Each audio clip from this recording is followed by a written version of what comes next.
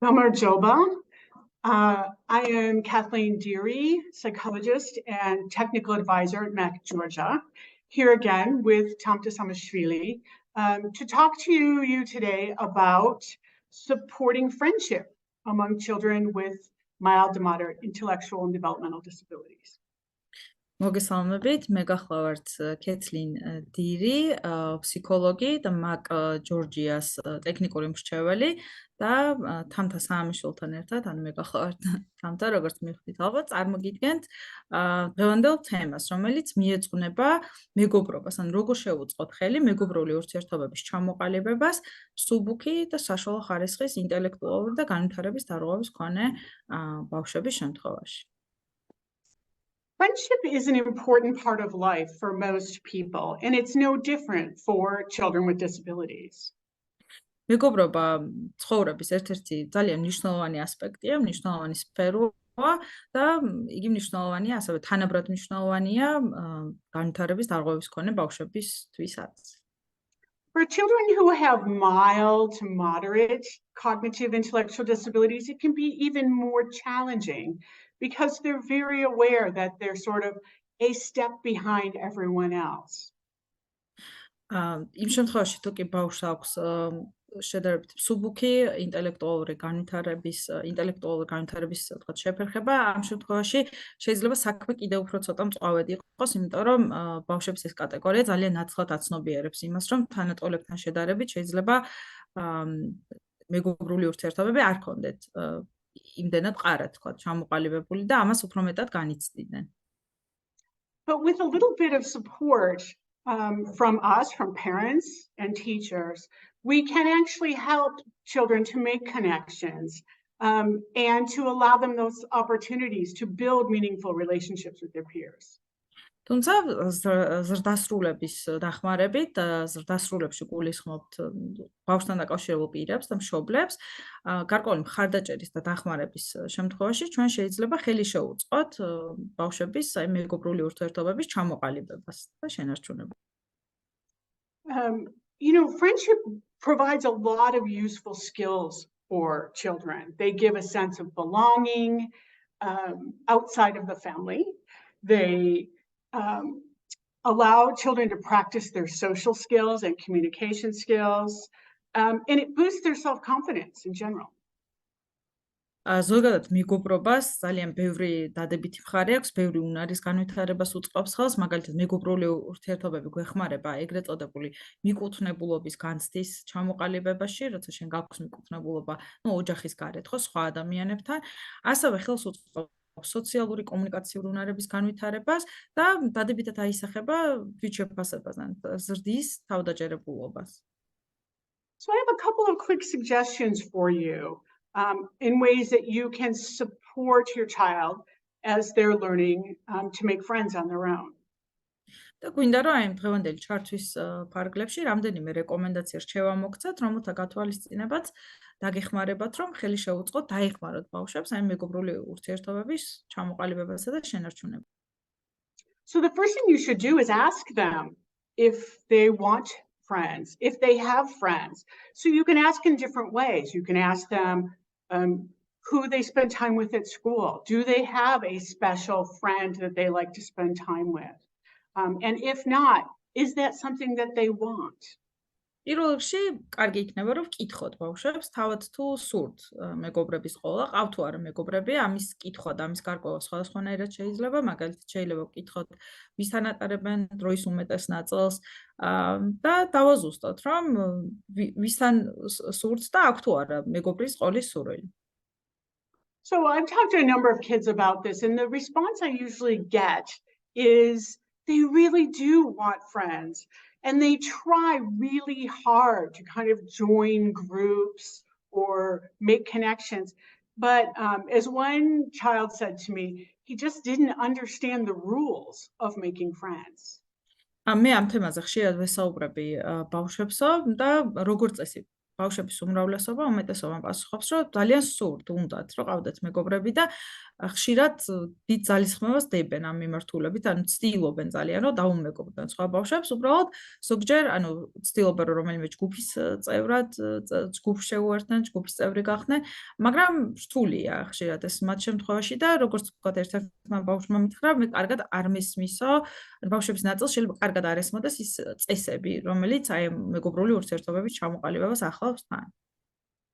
So I often encourage children to start small. Pick one person that you really want to be friends with, instead of trying to join a big group, because it's a little easier to make connections one-on-one. და მე ხშირად ასეთ რჩევას ვაძლევ, რეკომენდაციას ვაძლევ ბავშვებს, რომ იმის ნაცვლად, რომ ეცადოთ, რომ პირდაპირ ვთქვათ, რომელიმე დიდ ჯგუფს შეუერთდეთ, დიდი ჯგუფის წევრი გახდეთ, ამის ნაცვლად აირჩიეთ ერთი რომელიმე კონკრეტული თანატოლი, კონკრეტული ბავშვი, ვისთანაც გსურთ მეგობრობა და ჯერ ვთქვათ, მასთან ეცადეთ აი მეგობრული ურთიერთობის ჩამოყალიბებას. I often encourage children to look for somebody in their environment, maybe in their class at school, somebody who has a similar interest to them. So it could be playing a sport or a particular activity, but find somebody who has something in common and approach that child. და ვურჩევა, რომ კარგად დააკვირდნენ, თავიანთ, თქვათ, გარემოს, სკოლის გარემოს, ასაც უწევთ დროის გატარება და აი ამ გარემოდან შეარჩიონ ისეთი თანატოლი, ისეთი ბავშვი, რომელსაც აქვს მათი მსგავსი ინტერესები. ეს შეიძლება სპორტი იყოს, შეიძლება ნებისმიერი სხვა საქმიანობა იყოს, რაც თავად ბავშვისთვის არის, თქვათ, საინტერესო და აი ამ საერთო ინტერესების მქონე ბავშვთან სცადონ დამეგობრება. In addition, I think sometimes children really struggle with that initial making a friend phase of friendship. And so it can be helpful if you kind of facilitate that process. If you can help set up a play date for them, be what I would call a matchmaker. და ხშირად ჩემი დაკვირვებით ბავშვებს განსაკუთრებით უჭირთ აი საწყისი ეტაპის გავლა, აი დამეგობრების პროცესში, ანუ აი ამ კონტაქტის წამოწყება და ის პირველი ნაბიჯების გადადგმა და სწორედ აი ამ ფაზაში უკვე ძალიან მნიშვნელოვანია, რომ და შესაძლებელია, რომ მშობელმა დიდი როლი შეასრულოს და შეიძლება მაგალითად თქვენ მოაწყოთ რაიმე ესეთი თამაშის დღე დათქვათ, ხო, ან შეხვედრის დღე და აი ამის ორგანიზებაში შეიტანოთ თქვენი წვლილი, ან დაეხმაროთ ბავშვს ის პირველი ნაბიჯები გადადგას. So after that first meeting, let me say, I often encourage them to hold kind of a first date, a first play date in a neutral place, like a park or someplace in the community where they can come together. And if it works, great, the kids can play and the parents can chat. And if it doesn't work, it's easy to separate without causing any hard feelings. და ეს პირველადი, ასე ვთქვათ, ეს პირველი შეხვედრა, რომელზეც ახლა აღნიშნეთ, რომ არის მნიშვნელოვანი, მშობელმა შეიძლება შეასრულოს გარკვეული როლი. ჩემი რეკომენდაცია არის, რომ აი ეს პირველი შეხვედრა დაიგეგმოს შედარებით ნეიტრალურ ტერიტორიაზე ადგილას. ხო, შეიძლება იყოს რაიმე პარკი, სკვერი, ან ის თემში, იქ სამეზობლოში არსებული რომელიმე ადგილი და თუ ბავშვები გაუგებენ ერთმანეთს და ეს ინტერაქცია წარმატებულად წარიმართება ძალიან კარგი, მშობლები შეძლებენ თავის მხრივ ცალკე გასაუბრებას, თუ არა, მაშინ შეუძლიათ, რომ უბრალოდ განცალკევდნენ ისე, რომ ერთმანეთს, თქვათ, რაიმე წყენა არ მიაყენო, ხო? შედარებით მსუბუქად მოხდეს ეს დაშორება ერთმანეთთან. So in addition to helping set up that first meeting, children with mild to moderate disabilities often need help maintaining a friendship and understanding some of the social rules that go into having a friendship that's long-lasting. ჩვენ ახლა აქამდე ვისაუბრეთ აი მეგობრული ურთიერთობის წამოწყებაზე, თუმცა ასევე მნიშვნელოვანია იმის გათვალისწინება, რომ თქვათ მსუბუქი და საშუალო ხარისხის ინტელექტუალური ან განვითარების დარღვევის მქონე ბავშვებს ასევე შეიძლება სჭირდებოდეთ მეტი მხარდაჭერა ამ უკვე დაწყებული მეგობრული ურთიერთობების შენარჩუნების თვალსაზრისით, იმიტომ რომ მეგობრობასაც აქვს გარკვეული წესები და აი ამ წესების სწავლება არის ძალიან მნიშვნელოვანი. Some children are just so happy to have someone to be friends with, that their sense of loneliness is so great that they almost smother that other person with love and affection. And so we need to talk about respect for boundaries in terms of time and how close you are to that person. და აი აქ შემოდის ესეთი ცნება, რომელსაც ხშირად ვიყენებთ, ანუ საზღვრების ცნება, პიროვნული საზღვრების ცნება და იმიტომ რომ განსაკუთრებით ახლა ბავშვს თუ აქვს სირთულეები აი მეგობრული ურთიერთობის ჩამოყალიბებაში, მას შემდეგ რაც ვინმესთან შეძლებს დამეგობრება, ზოგჯერ ეს იმდენად სასიხარულო მოვლენაა მისთვის, რომ ხშირად შეიძლება აი ზედმეტი სიყვარულით რაღაცნაირად ეს საზღვრები დაარღვიონ სხვა ადამიანის, ხო? ანუ იმით რომ თქვა მეტი განსაკუთრებულად მეტი დრო მოითხოვონ და ასე შემდეგ. ამიტომ პიროვნული საზღვრების ცნება, აი ამ ცნების სწავლება რას ნიშნავს? ესეც არის ძალიან მნიშვნელოვანი ბავშვებისთვის. It also helps if you can practice kind of some basic communication skills like turn taking. Some children are so excited that they go up to their friend and they just sort of, dump all of this information to them without giving them a chance. Or they have 100 questions without waiting for answers. So it's about turn taking and listening and giving them maybe a few questions they can ask to get the ball rolling. ასევე ერთ-ერთი კიდევ რით შეგვიძლია რომ ბავშვებს დავეხმაროთ, ეს არის ესეთი ბაზისური კომუნიკაციური უნარების გავარჯიშება. და რას გულისხმობთ ამაში? აი მაგალითად ჯერის დაცვა საუბრისას. იმიტომ რომ ზოგჯერ არის რომ ბავშვი შეიძლება იმდენად აღფრთოვანებულია, თქვა ამ თავის მეგობრის ნახვით, რომ მხოლოდ თვითონ საუბრობს, ხო, თავად საუბრობს და არ აცლის, თქვა მეგობარსაც რაიმეს გაზიარებას. ხო, ან შეიძლება ზოგ ბავშვს ძალიან ბევრი კითხვა აქვს და ამ კითხვებს ისე სვამს, რომ მერე პასუხს არ ცელოდება და ამიტომ მშობელს და ბავშვთან მომუშავე სხვა პირს შეუძლია, რომ ავარჯიშოს ბავშვი ამ ბაზისურ კომუნიკაციურ უნარებში, მაგალითად როგორ დავიცვათ ჯერი, შეიძლება რამდენიმე შეკითხვაც კი ვასწავლოთ, რომლის გამოყენებაც შეუძლია ამ ინტერაქციის კომუნიკაციის პროცესში. And if it's helpful for your child, you might even consider role playing with them, taking turns, both being themselves and being the other friend, so they can experience both sides of the interaction. ასევე ძალიან ეფექტურია და შეიძლება ზოგიერთი ბავშვისთვის განსაკუთრებულად ასე ვთქვათ, სასარგებლო შეიძლება იყოს ეგრეთ წოდებული როლური თამაშები, ან როლური გათამაშება.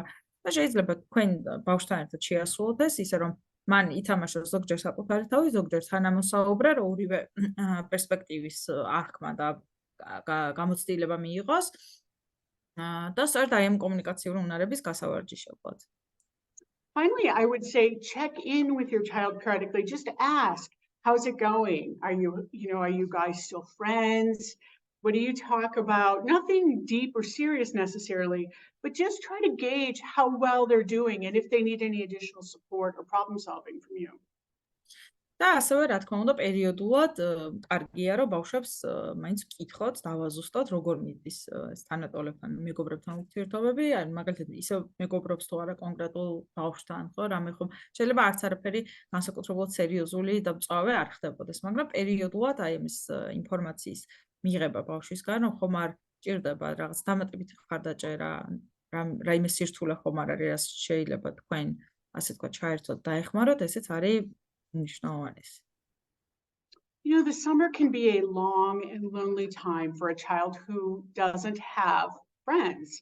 So if there aren't children nearby or they've made a connection but they aren't going to see that child, you might think about just helping to set up, a phone conversation or a quick video chat, say once a week or every other week, so that they can stay in touch and continue to practice those skills while enjoying each other's company. ახლა ზაფხულია, უკვე დადგა ზაფხული და ზაფხულის პერიოდი, არდადაგების პერიოდი არის ზოგჯერ ძალიან სტრესული, მწვავე იმ ბავშვებისთვის, ვისაც შეიძლება არ ყავთ მეგობრები, ან იმიტომ მარტოობა ამ დროს შეიძლება უფრო აქტუალური ხდება, როცა ყავდეს ბავშვი მეგობარი, მაგრამ ფიზიკურად ვერ ახერხებდეს ამ პერიოდში მის ნახვას და ასეთ შემთხვევაში კარგი იქნება თუ ხელშეუწყობთ რაღაც ალტერნატიული საშუალებებით კომუნიკაციას. ეს შეიძლება იყოს, ვთქვათ, სატელეფონო კომუნიკაცია, ან ვიდეოზარის საშუალებით და შეიძლება ასეთი ინტერაქციის დაგეგმა, მაგალითად კვირაში ერთხელ, რომ ბავშვმა აი ამ ზაფხულის საკმაოდ ხანგრძლივი არდადაგების პერიოდში შეძლოს იმ უნარების შემდგომი განვითარება და გავარჯიშება, რომელიც აი მეგობრულ ურთიერთობებს და კომუნიკაციას. I really believe that there is somebody out there that is also looking for a friend in almost every environment that you will encounter as a family. And so it's just a matter of finding the right mix to make it a good fit. If the first child doesn't fit with their new friend, they should not feel obligated. But again, go out and continue to find these friendships and nurture your child's social well-being over the summer. და მე დარწმუნებული ვარ, რომ ნებისმიერ გარემოში, სადაც ახლა ჩვენი მსმენელების თქვა ოჯახებს უწევთ ყოფნა ნებისმიერ გარემოში არის ვიღაც, ვინც ასევე ეძებს მეგობარს თქვენი შვილის მსგავსად და აქ თავარია უბრალოდ რომ აღმოვაჩინოთ ისეთი ადამიანი, რომელიც ახლოს არის ჩვენთან, ჩვენი ინტერესებით, რომელსაც შეიძლება უფრო მარტივად გავუგოთ და თუ ერთთან არ გამოვიდა ამასაც არ აუშავს, არ უნდა ვიგრძნოთ თავი ვალდებულად, რომ მაინც და მაინც ვემეგობროთ ადამიანს, ვინც არ შეგვეფერება, უბრალოდ გავაგრძელოთ ძებნა და გავაგრძელოთ აი ზაფხულის პერიოდში აი მეგობრული ურთიერთობის ჩამოყალიბებისთვის აუცილებელი უნარების გავარჯიშება. And finally, just remember that MAC staff are here to assist you. If you find this to be a very difficult process, you can always reach out to MAC for a consultation, and we're happy to offer added support. In addition, keep an eye out for some of the MAC projects or activities that we do across the country, including Let's Play Together, where we actually promote activities for play and friendship. აქვე შეგახსენებთ, რომ მაგ ჯორჯიას თანამშრომლები, მათ შორის ფსიქოლოგთა გუნდი არის ხელმისაწვდომი უფასო კონსულტაციებისთვის, ამიტომ თუ აი თქვენი თქვათ ბავშვის მეგობრული ურთიერთობების ჩამოყალიბებისთვის საჭირო აქტივობის დაგეგმა იქნება, თუ უნარების განვითარება, შედარებით რთული პროცესი აღმოჩნდება თქვენთვის, ყოველთვის გახსოვდეთ, რომ დამატებითი კონსულტაციისთვის შეგიძლიათ მიმართოთ ჩვენს გუნდს და გარდა ამისა, ჩვენი ორგანიზაცია პერიოდულად ატარებს ხოლმე სხვადასხვა ღონისძიებებს, მათ შორის ერთ-ერთი არის ასეთ სახელწოდების ვითამაშოთ ერთად, რომელიც ზუსტადად ემსახურება ბავშვების შეხვედრას, დამეგობრებას და ინტერაქციის ხელშეწყობას. That's it. Thanks for joining us today, and we look forward to seeing you in future Facebook Lives. დღეისათვის სულ ეს იყო, დიდი მადლობა რომ გვისმინეთ და შეგხვდებით მომავალი პირდაპირ ჩართვის დროს. ნახვამდის.